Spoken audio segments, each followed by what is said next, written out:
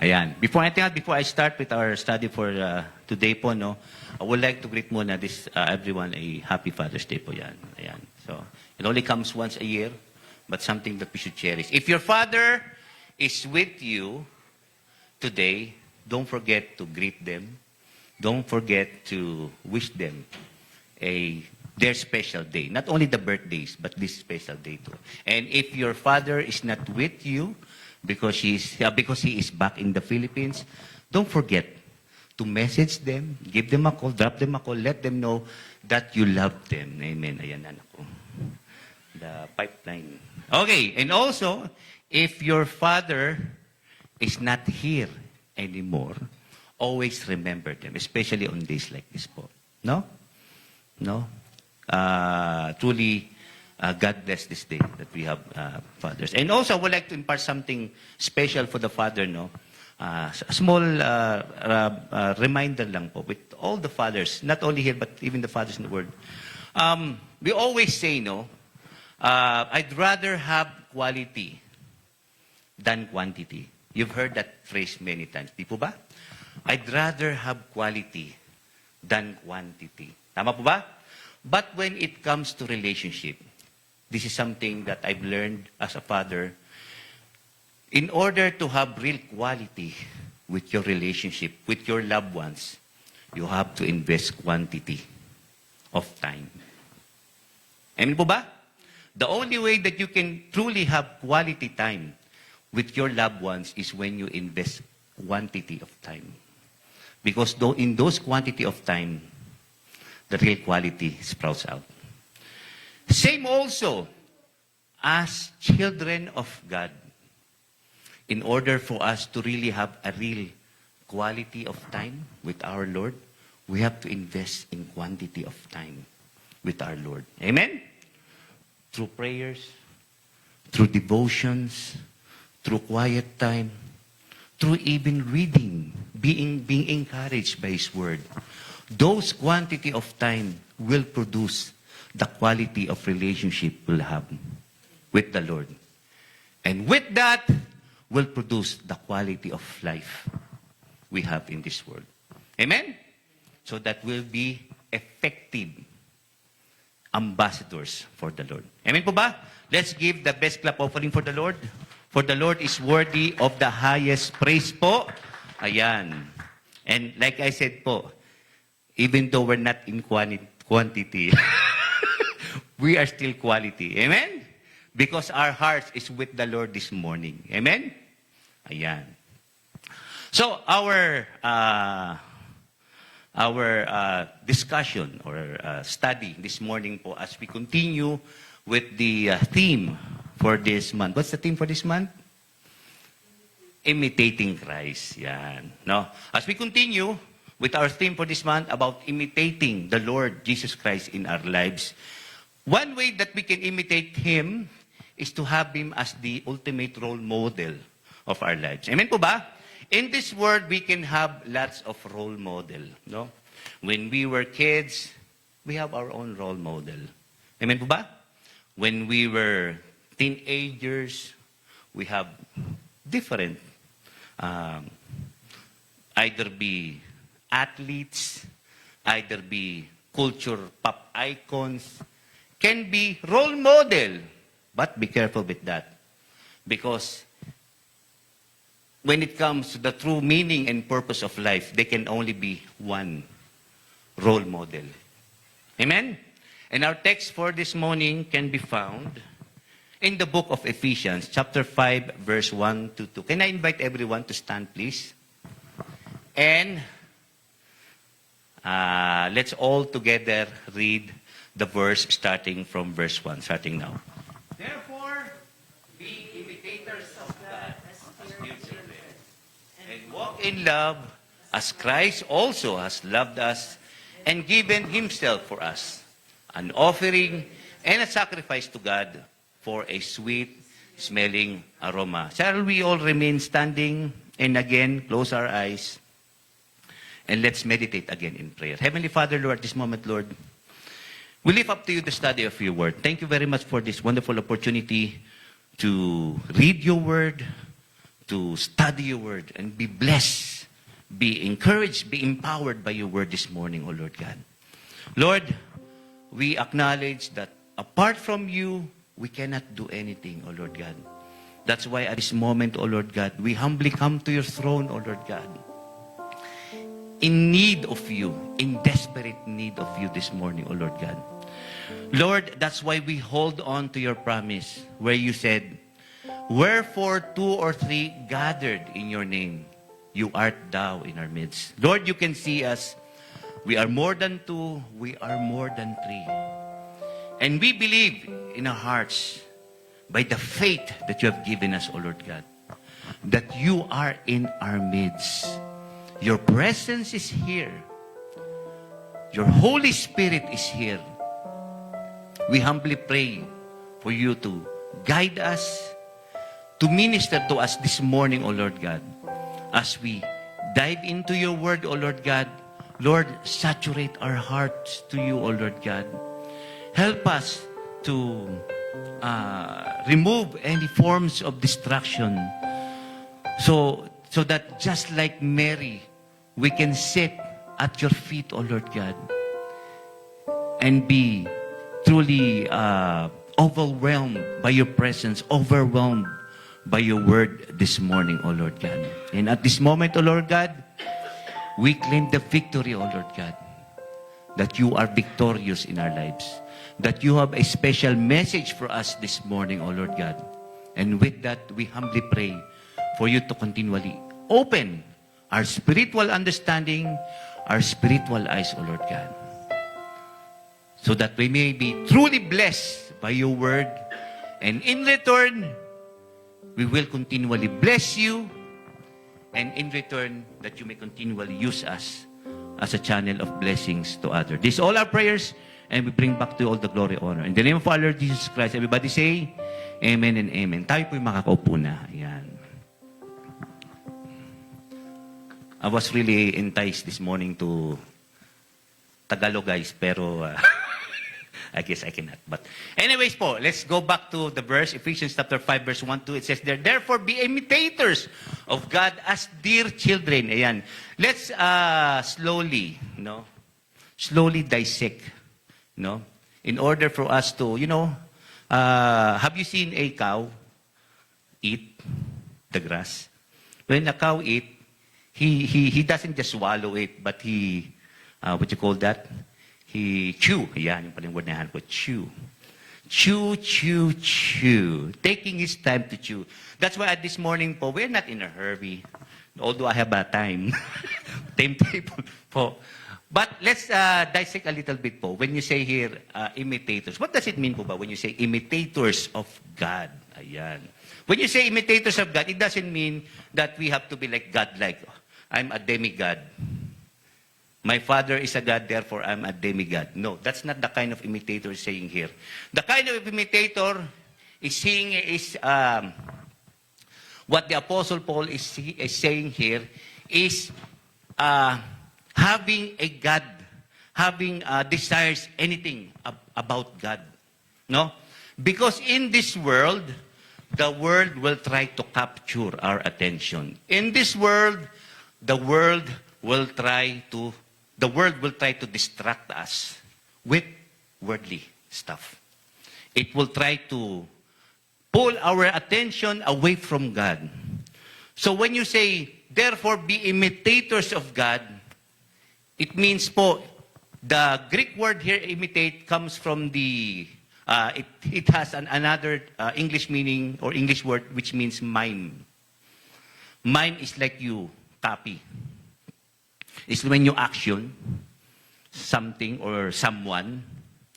Same also, as imitators of God, God is calling us to copy Him.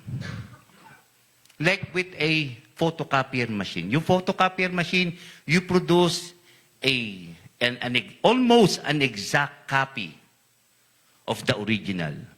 But the original will always be the original document. Amen? Whenever we ask for document, or whenever either be the immigration or the embassy is asking for papers, they will always ask for a copy of the original. Di ba ba? I'm sure you guys already encountered a copy of the original. Same also, our lives should be a copy of the original. And God is our original. So we should be imitators of God as dear children. It's very special po itong word na to, dear children. Because these dear children is rooted to the word beloved. And when you say beloved, it's not just meaning a child that is very close to me. This word beloved was used by God the Father addressing Jesus when he said at the river of Jordan, "This is my beloved Son, in whom I am well pleased." So when you say here, therefore be imitators of God as dear children, we're talking here that we are claiming here that we are His children. Therefore, as children, we have to imitate Him. Just like a kid. You know po, ako po ng bata ako, we have our own role model. Amen po ba? When I was a kid, and with my brother, no, when the movie Superman was out, ayan, we always like to imitate Superman whenever he flies. Yeah, we always grab 2 chairs. We tie the towel into our necks, and then before we lay down on the chair and spread our arms, we turn on the fan. Yeah, we turn on the fan as if like we're hovering through the wind. No, that's true. Even going to the lengths that while my brother is flying like that on the chair, I peel off some styrofoam to make it look like there's velocity, you know. You see, oh, look that you're flying, there's the clouds there. Di ba? As kids, we try to copy someone. That's why during a time of the year when kids are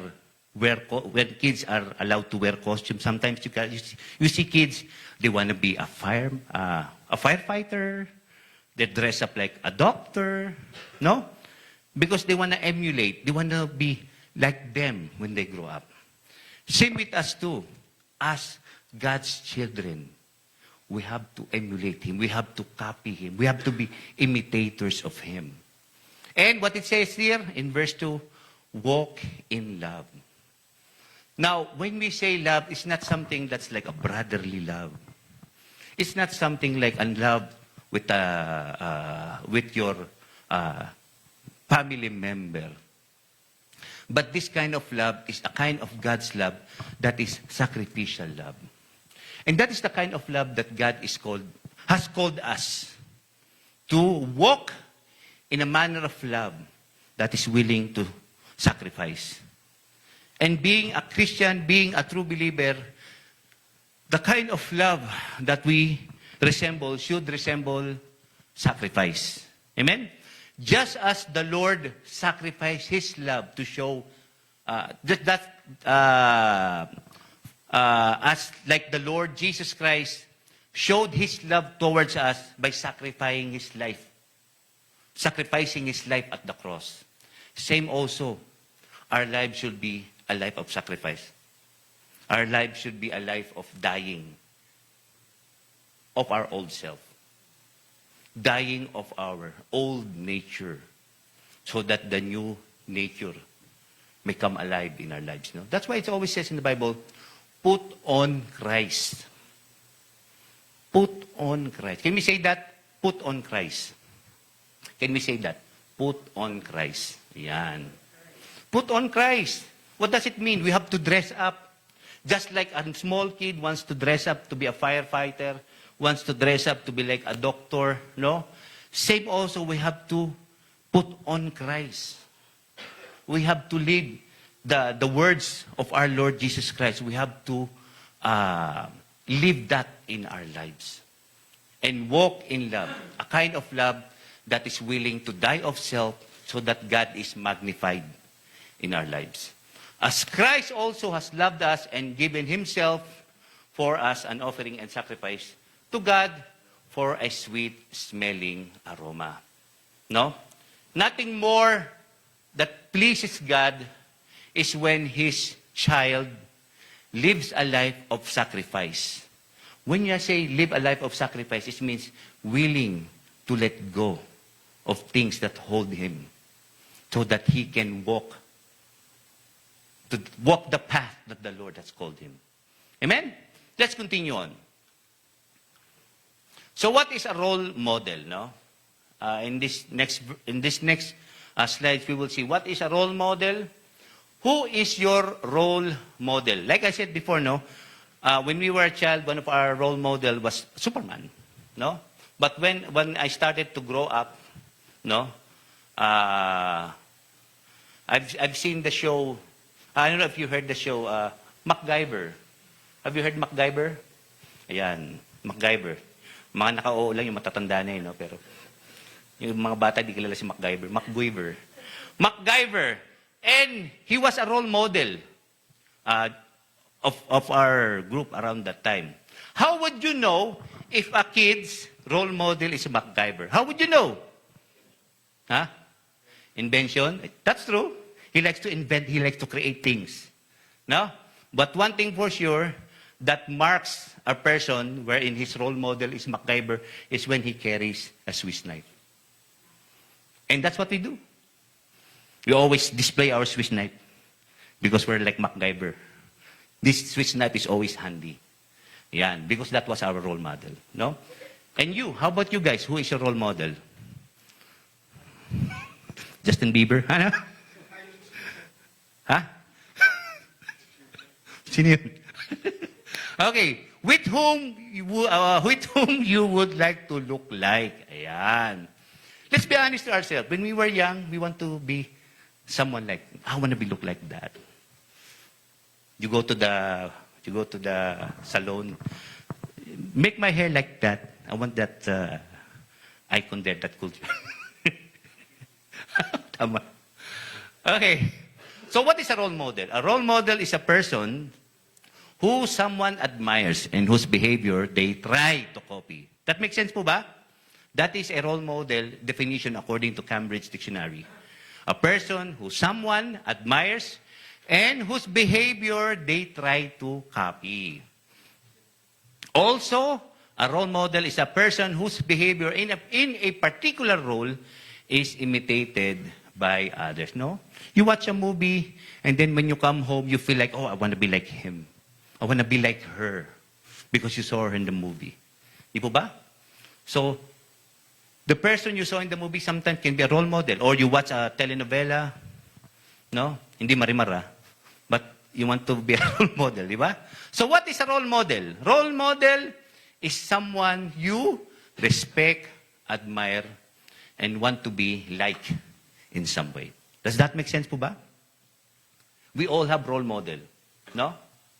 When we are growing up, either when we are with friends, you want to play that part.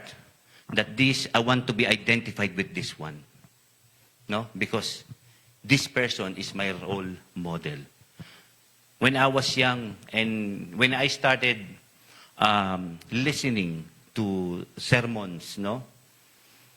The way I speak, the way I process things is based on what I heard from that particular preacher. Therefore, I can say to myself that he is my role model because he has shaped my view of things, has changed the way I speak. And sometimes in life, we can have role models too. Amen? It might be a famous person, such as a great athlete or a movie star. It might be someone you know personally, like your favorite teacher. Ayan. Do you have your own favorite teacher when you were young at school? No? Kasi school bukol eh, no? That's why we don't have. Yeah. But, you know, not only your teacher, no? Like when we were young, no? When we are young, we don't have internet. So whatever the TV feeds us, that's all we have. So one of the favorite for us boys, I guess, is yung PBA. We have our own teams with the PBA. No? So, wag natin bagitin ko sa mga yan.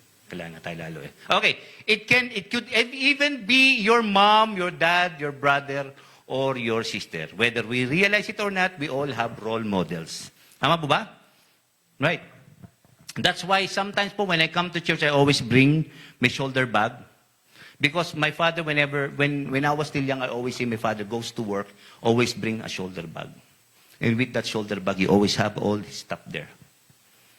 So, I feel more comfortable when I bring my shoulder bag. Although I like also my backpack. But shoulder bag, it reminds me of my dad. Diba? So, goes to show. I know you guys also have your own role models too. So, who is our role model? When we look for human beings to imitate, we must always evaluate who they are and what they do. No? It is very important that if we saw a person, let's say on TV, oh wow, he sings very lively. I like the way he sings. Those are talents, those are skills, and it can pull your attention to that person to be his or her role model. Di po ba? But we should also see what he truly looks like, what he is outside that. No? So we should always be careful when we're seeking for role model. No? When we look for human beings to imitate, their lives should be based upon the revealed Word of God and the person of Christ. It is very important po that when we seek for role model, seek those that are godly, di ba? That has, why do I say here that has a revealed Word of God in the person of Christ? Because po, in life po, we should be careful because we only have one life. Di po ba? And because we only have one life, it really matters if we choose the right path. Therefore, to be able to choose the right path, we should choose the right role model to pick. No? Because role models can either pull us away from the right path or it can strengthen our walk with the Lord. Amen? So we should very careful to choose who should be our role model. And with that po, I strongly advise that we keep our eyes on our Lord Jesus Christ as our role model, our ultimate role model. Why? Because it says in Hebrews 13 verse 8, ito I would like to quote this verse, no? Jesus Christ is the same yesterday and today and forever. But what does it mean when we say Jesus Christ is the same yesterday and today and forever? In this world, there's going to be lots of people that will be, in our times now, we call it influencers. Is that correct? Before, we call it cultural pop icons. But now, it's more like an influencer. Di po ba? In the 70s, there was a role model. He was a preacher. And his lifestyle, his manner of speaking truly attracted people to come to church. No? But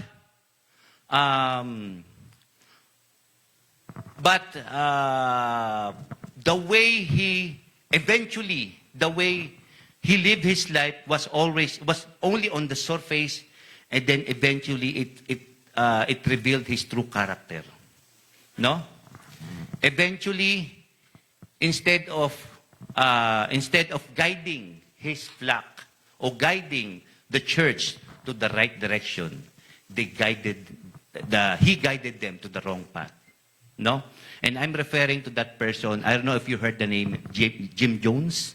Have you heard that name? Reverend Jim Jones. Reverend Jim Jones was a charismatic pastor during the 70s, no? And he started a very lively, when we say charismatic, very lively church. The people were really attracted to this church, and people flocked to come to church because of the way he preached. No? But eventually, he isolated his church, bring his church to Guyana, I believe, and the finality of the group is they all committed suicide by drinking Kool-Aid with poison upon the order of their role model, Jim Jones. So that's why it's very important that when we look on influencers, no, we should not be totally enticed. Of course, we can pick some good ideas, but ultimately, we only have one role model to pick in life, and that is Jesus. Why? Because He is the same yesterday, today, and forever. People around us may change, but Jesus will never change. Jesus alone is the ultimate role model because He alone is perfect, never making a mistake, never veering off course, never changing, and never erring. No? That's why it says in Jeremiah, "Cursed is the man who trusts in man." Di ba? So instead of putting our trust into man, of course, it's different when the man is a God-fearing man. No?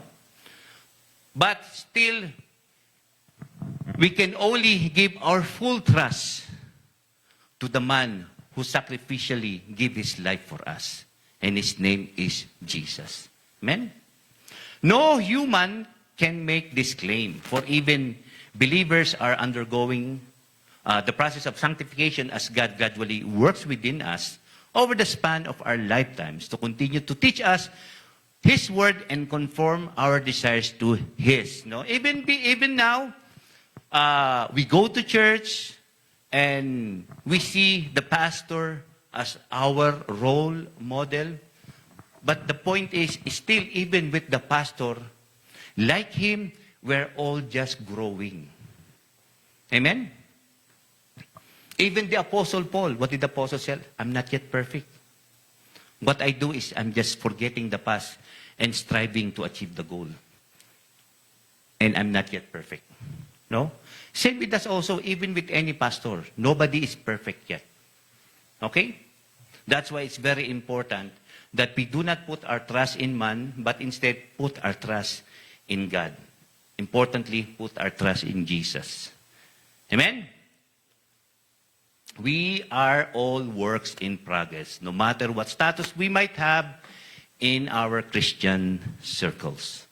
No? In as much as how we like His preaching, in as much as how you are inspired, blessed by someone's life in the church, the truth is we are all work in progress in the Lord. We all have our shares of shortcomings in life. Amen? So that's why it's very important that when we come to church, we do not focus our eyes on a person or a group, but we focus our eyes on Jesus. Amen? How Jesus is our ultimate role model. Number one, Jesus is a teacher, mentor, or leader. Jesus was known for His ability to teach. Amen? His teaching was really outside the box, so to speak. No? In the New Testament, Jesus was referred to as a teacher 40 times. The Lord Jesus did not have that formal training, that formal education to become a teacher. But there were times, almost 40 times, He was referred to as a teacher because the way He speak with wisdom and knowledge. Amen? And also, Jesus was called Rabbi 14 times. No? When you say Rabbi, it's not like just higher than a teacher. No, when you say Rabbi, a Rabbi is not only a religious leader, but he can also stand as an attorney in behalf of somebody when you say Rabbi. And because of that, the way the Lord Jesus speaks, the way the Lord Jesus speaks with authority, sometimes people refer Him as a rabbi. Someone who has authority over matters. No? That's why it is very important that we keep our eyes on Jesus as our role model. Why? Because He is a teacher. No? His words will not only teach us, but also bring us to life. Amen? Jesus, as our teacher, our mentor and leader, will teach us with knowledge and authority. Jesus had the ability to share a lesson that could be understood by adults and children alike. The teaching style of Jesus held the attention of those He was speaking to. Just as was said in Matthew 7:28, when Jesus had finished saying these things, the crowds were amazed at His teaching. No? That's why it's important that we focus on our Lord Jesus Christ as our role model, no? Because even during His time, people was amazed on His teaching. Like He really teach with authority, and He knows the Scripture. He quotes verses, and He knows the Scripture. That's why it's very important that we seek the Lord Jesus as our teacher in life. No? If we seek Him as our teacher, then therefore, we will live in truth. Amen? Not only that He teaches with knowledge and authority, but He also teaches with humility. It is found in John 13, wherein the Lord Jesus Christ, before the Last Supper, He washed the feet of His disciples. Amen? Therefore, giving an example of service or servanthood. Humility and servanthood. If we are to have our Lord Jesus Christ as our role model in life po, then He will teach us of humility. And that is how you will know that your lives is hinged on the Lord Jesus Christ, that Jesus Christ is our role model, when we can see that seed of humility in our lives. Amen? When we serve willingly, not with a grudging heart, but we serve with joy. We serve sacrificially because Jesus is our role model. He had shown it. Amen? Not only He teaches with humility, despite being a man of position, exemplified the right attitude of humility and servanthood heart, He did not act as if He knows everything and is above everything, although He's an omnipotent God. Amen? Even though He is the creator of the world, no? He humbles Himself and washed the feet of His disciples. No? Even though this foresees the future of how the Lord, through His atonement at the cross, washes our sins away. But it is also a way of showing an example. For us to have our Lord Jesus Christ as our role model means to have a life of humility and service. Amen? He taught both by words and in action. He has a perfect knowledge of the subject and speaks with authority, but yet He teaches with patience and humility. Ayan. So it's very important in our lives, if we focus on Jesus as our role model, then we should pray for the Lord to impart in us His patience and humility. Mahalaga po yan. No? If we are to emulate the Lord Jesus' life on earth, one thing that we should learn from Him is to live a life of patience and humility. Amen po ba? Hindi po yung madali agad magalit, nabubukso, but instead, we have to learn to live patiently and humble. Also, Jesus teaches with compassion.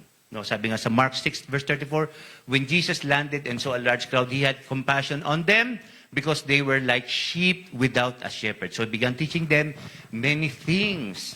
No?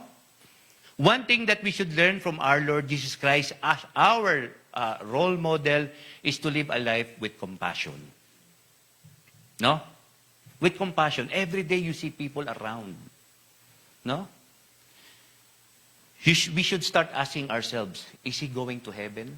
Is he sure already going to heaven. People, every day, they thought they already have it. They knew the solution of life. But you know yourself, there's only one solution in life. So we should always walk with compassion and be an encouragement to others when there's a need to encourage one. But most importantly, if we are given the Lord an opportunity to encourage one, to show compassion to someone, we should always point to the best, the one who showed us compassion. Amen? Point to him. Because we in our human nature can fail at many times in our lives, no? That's why we always have to point to him. But definitely, the seed of compassion is already there in our heart. Not only Jesus is our teacher, if we are to have Jesus as our role model, not only we should learn from his word, we should learn a life of humility and compassion, but also we should have him as our shepherd, as our good shepherd. It says nga dito sa John chapter 10, verse 11 to 18, starting from verse 11, it says there, I am the good shepherd. The good shepherd gives his life for the sheep, but a hireling, he who is not the shepherd, one who does not own the sheep, sees the wolf coming and leave the sheep and flee. So when you say the Lord is the good shepherd, when the Lord indicates here that I am the good shepherd, does that mean there is a bad shepherd? He makes it clear here that there's only a good shepherd and a hireling. There's no such thing as a good shepherd and a bad shepherd. Because it's either you are a shepherd or a good shepherd. No? Because a shepherd is one who tends the flock, who gives sacrificially his life for the flock. Anybody can say, oh, I can be a shepherd for you. But the thing is, we all have our shortcomings. We all have our own needs too. A pastor can have their own need. A minister can have their own needs too. Everyone gifted by the Lord can have their own needs. We can have our own shortcomings too. That's why there's only one shepherd, one good shepherd. And everybody can be a hireling. In this context here, the Lord is he's showing a dichotomy here between him and the Pharisees, wherein the Lord compares himself as the good shepherd and the Pharisees, the hireling. Why he is referring the Pharisees here, a hireling, not an actual shepherd. In the surface, you might refer to a Pharisee. He's a shepherd. He can be counted as a shepherd because he knows the law. He teaches the law. He lives the law. But he makes the law as a burden to everyone. That's why he is not a true shepherd. A shepherd takes care of the flock instead of making it a burden to the flock. No, that's why the Lord here is comparing himself to the Pharisees who doesn't have a true compassion, but instead they only teach the word, they only teach the law so that people feels the burden of following God. How heavy it is to follow God. But Jesus came as the real good shepherd. And he gave us a way, knowing he is the way. Amen? It says nga dito, but a hireling, he who is not the shepherd, one who does not own the sheep, sees the wolf coming and leaves the sheep and flees. And the wolf catches the sheep and scatters them. The hireling flees because he is a hireling and does not care about the sheep. Okay? So, Jesus is our only good shepherd. Therefore, he alone is our role model. It says here in verse 14 to 16, I am the good shepherd, and I know my sheep, and I'm known by my own. As the Father knows me, even so I know the Father. And I lay down my life for the sheep, and other sheep I have which are not of this fold, they also I must bring. And they will hear my voice, and there will be one flock and one shepherd. In verse 14 it says there, I am the good shepherd, and I know my sheep. When we say I know here, we're not just talking here of I know your name. Us being his flock, he knows our name. He knows our roots. No. When we say know here, it actually means po is I have a relationship with my sheep. Just as when the Lord says, as the Father knows me, even so I know the Father, it means as I have a relationship with the Father has a relationship with me. Same also with the Lord. We know that we have him as our Lord and Savior and our role model if we truly live a life of relationship with him, and that he actually knows us. And I lay down my life for the sheep, and other sheep I have which, this will refer now to the Gentiles now, but he says here, I lay down my life for the sheep. And that's what he did at the cross of Calvary. He laid down his life for his sheep. He laid down his life for us, so that we may have relationship with God through him. Verse 17 to 18 says there, therefore my Father loves me, because I lay down my life that I may take it again. No one takes it from me, but I lay it down of myself. I have power to lay it down, and have power to take it again. This command I have received from my Father. One thing that we see here is the Lord obedience to the Father. Amen? If the Lord Jesus Christ is to be our role model, we should learn to live a life of obedience. We should learn to live a life of submission to the Lord. If we are to have the Lord Jesus Christ as our role model in life. Obedience is not an option. It is a must as a Christian. Jesus, not only he can be our teacher, not only he can be our good shepherd, he can also be our good model for a son.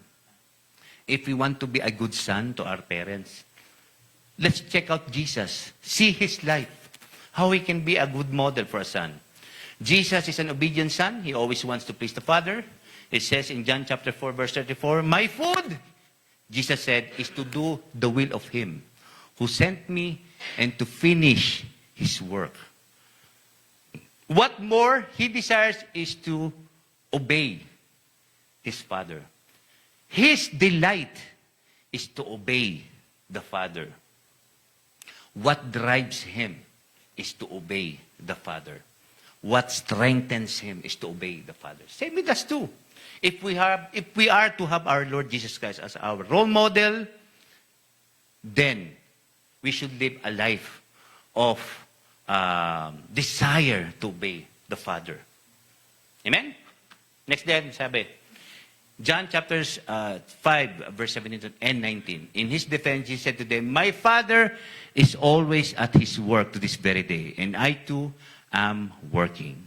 Jesus gave them this answer, verily, truly, very truly, I tell you, the Son can do nothing by himself. He can do only what he sees his Father doing, because whatever the Father does, the Son also does. Yan. This is a best example of having our parent as our role model. What we see in our parent, we do. Diba? So same also then, we should follow our Lord Jesus Christ, because he is a role model for us as a child of God and as a child of our parents. Okay? I do always those things that pleases the Father. That is found in John chapter 8, verse 29. Oh, I pressed the wrong button. Jesus shares his blessings and inheritance to his brothers. Ayan. Not only that he's a good role model as a son, he's also a good role model as a brother. Why? Because he says in Galatians chapter 4, verse 4 to 7, but when the set time had fully come, God sent his Son, born of a woman, born under the law, to redeem those under the law, that we might receive adoption to sonship. He was willing to give his life so that in his death at the cross, we, who is undeserving of his love, are now adopted to his family. Amen? God sent the Spirit of His Son into our hearts, the Spirit who calls out, Abba, Father. So, you are no longer a slave, but God's child. And since you are His child, God has made you also an heir. No? Ibig sabihin, we are no longer slaves. Of course, I've said it before, we can either be a slave of sin or a slave of righteousness. We can only choose. We cannot be in a neutral situation. But we have to choose in our lives who is our master.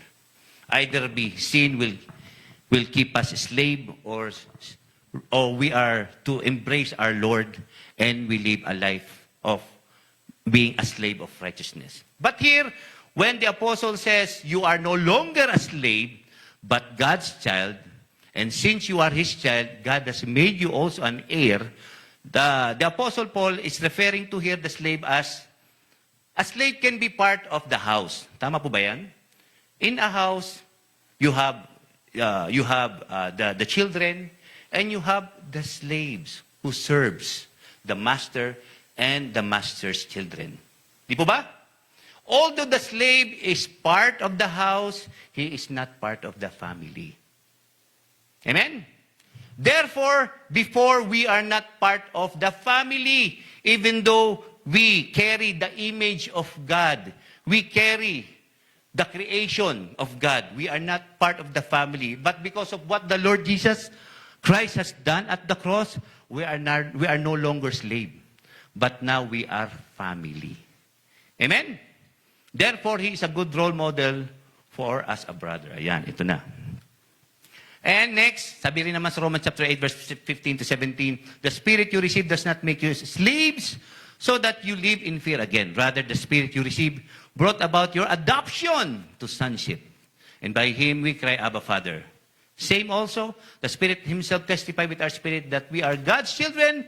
Now, if we are children, then we are heirs. Heirs of God and co-heirs with Christ.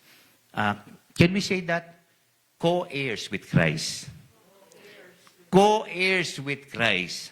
It is very important that we hold on to this truth. As believers, as God's children, whatever the Father sees in His Son, He sees in us now as co-heirs. Not because I'm a good person, but because of what the Lord has done at the cross. Not because I go to church every day, I am proud to be a co-heirs. No. Because of what the Lord has done at the cross, He has made us co-heirs. And co-heirs of the blessing of the Father. Not only is a good model for a son and a brother, but also a good model as a friend. Why? The presence of Jesus comforts His friends. He encourages them, prays for them, and speaks the truth to them. Lazarus was referred in the Bible as friend of Jesus, and whom Jesus loved. No? So if we are to have our Lord Jesus Christ as our role model, then we should live a life of being a trustworthy friend. A reliable friend. Because that is the image of the Lord Jesus Christ. That is the life of our Lord Jesus Christ in this world when He was here. Therefore, if we are to have our Lord Jesus Christ as a role model, we should be a reliable friend. A friend that someone can depend on. Di po ba? The disciples were also referred to as friends of Jesus. Sabi nga sa John 15, verse 12-15, my command is this, love each other as I have loved you. Greater love has no one than this, to lay down one's life for one's friend. For you are my friends if you do what I command. No longer I call you servants, because a servant does not know his master's friend. So here you can see that the Lord Jesus Christ showed he is a true friend by laying His life to His friends. And also, Jesus was intentional with his presence, which grew trust and sincerity among his friends. He put in the effort to know them and care for them. Even the time he was not present when Lazarus was ill, he trusted the Father for his friend Lazarus. And when he arrived at the tomb of Lazarus, he prayed for him. Same also with us po, no? As a friend to someone, that friend can rely on us, can depend on us to pray for him, no? To encourage him, to strengthen him in times of trouble po, no? Last na po. Jesus encourages in truth. An invaluable effort of true friendship that Jesus modeled was encouraging his friends in truth. Throughout the record of Jesus' life, he was quoting scripture to his friends and reminding them of their eternal hope in him. Okay. There's a saying po, your friend can be your enemy too. Tama po ba yun? Have you heard that phrase? Your friend can be your enemy too. Why? Because a true friend will say to you in honesty. If he sees something that you've done, if you've done something bad, a true friend will be honest enough to say, you know what? I think what you did is wrong. And that is a true friend. Same also, God has called us. If we want to have our Lord Jesus Christ our role model, then we have to be a true friend. Honest enough. Honest to point out what is wrong and to point to the truth. If we are true friends to someone, we should guide them to the truth. Because that is what true friends do. Amen? Ayan, in conclusion, the favorite part of the sermon, the conclusion. Ayan, nabuhay na yung mga prayer warrior. Ayan, conclusion. Sometimes we become disappointed because it seems like almost everyone we have looked up to has betrayed us or hurt us. They probably failed to do a good role model to us. And we ask, can anyone still be trusted today? Sometimes in life, we look up to this person as our hero. And then this person failed us, no? And we are disappointed. And now we ask the question, can anyone still be trusted today as a real role model? Yes. The Bible warns of a time when people will be lovers of themselves, lovers of money, boastful, proud, abusive, without self-control. The Lord, or the Bible, the Word of God has reminded us that in the last days, there will be a times of apostasy or times of falling away. People will be lovers of themselves instead of loving God. Amen? But only one person is worthy of our complete trust, and that is the Lord Jesus Christ. Others may fail us, but He never will, because He can never lie or lead us astray po. Ayan.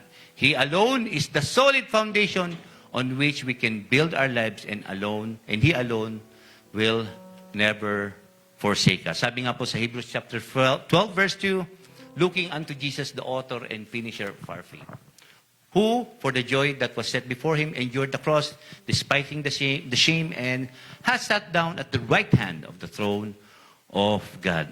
Brothers and sisters, Jesus is the author and finisher of our faith. If we are to have him as a role model, then we should learn to trust him, knowing the seed of faith that has started in our lives. He will not leave us in the middle, but instead He will see us through and complete the work that God started in us. May I call on the worship team to sing with us, and may I call on everyone to stand. As I conclude this, I would like to conclude this with just one short story. A short story I read about a story of a hippopotamus. Ano? What you call that? Hippopotamus. Huh? A hippie. Let's say a hippie. And a bird. Okay? Hippopotamus. There you go. That's the word. There was this one hippopotamus, no? And he likes to swim. And he practices his moves because he wants to be a swimmer. And then, one time, the bird noticed this hippopotamus doing his routines of exercise before he do his water ballet sequence. And the bird asked him, "Hey, what are you doing?" The hippopotamus says, "I want to be unique. I want to be the only hippopotamus who can swim, who can dive, and who can even do triple backflip jump." So as the hippopotamus bends, the hippopotamus said, "See, I'm the only unique one who can bend." And the bird bent as well. As the bird bent, he said, "Oh yeah, you are truly unique. You're the only one who can bend," as he burned. And then the hippopotamus said, "I am the only one who can jump." And then the bird said, "Oh yeah, you're the only one who can jump." And then the hippopotamus said, "Stop copying me. No? You're ruining my exercise." So the hippopotamus went to the swimming pool, and then he dived into the water, and the hippopotamus said, "See, I'm the only one who can jump. I am unique." And the bird jumped into the water too and said, "Yes, you are very unique. You're the only one who can jump."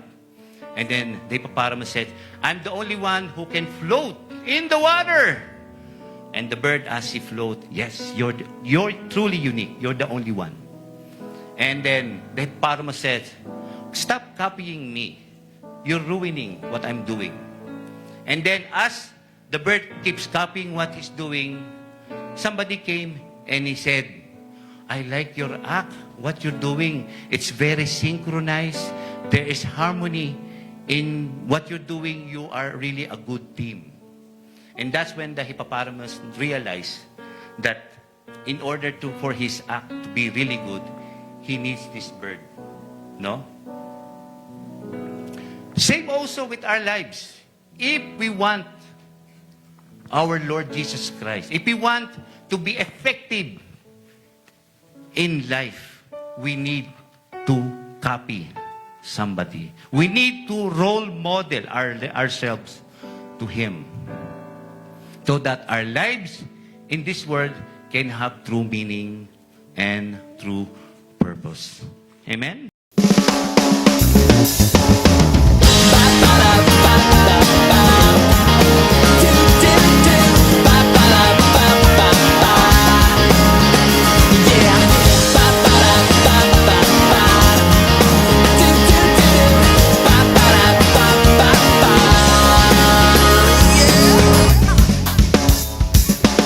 In the secret, in the quiet place, in the stillness you are there.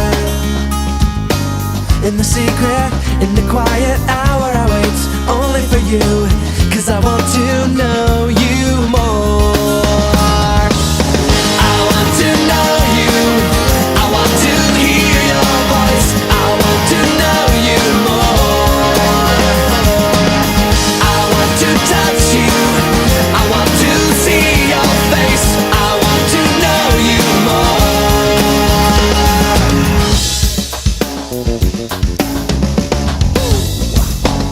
I'm reaching for the highest goal, that I might receive the prize.